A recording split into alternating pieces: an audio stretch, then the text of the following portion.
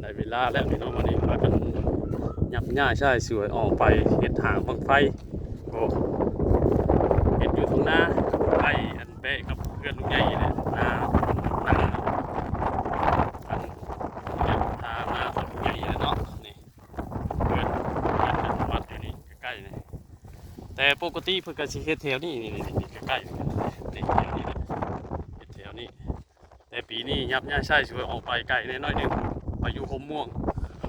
น้ำไง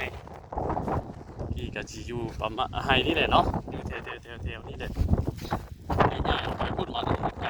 เริ่มไกลเพื่อนแน่นิดนึง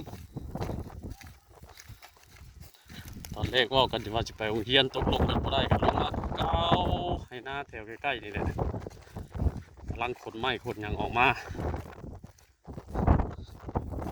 เบิ่งกันโดยผม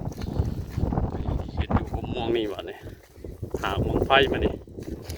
หมอโจจัดมาเลยอาเกียมจะถามมองไฟกันมานี่ไฟช็อตเลยพี่น้องยังไม่ได้เลย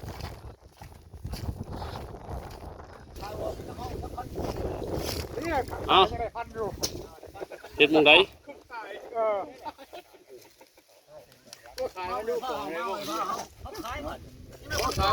โอ้หักอยู่เห็ดอยู่ห่มนี่เนาะนี่ห่มเนาะทำความสะอาดอยู่ห่มนี่ห่มม่วงนี่ห่มม่วงใหญ่ห่มม่วงซอกินลงมาแบบพันเอาว่าจะตั้งประกอบจับถือเรื่องอะไร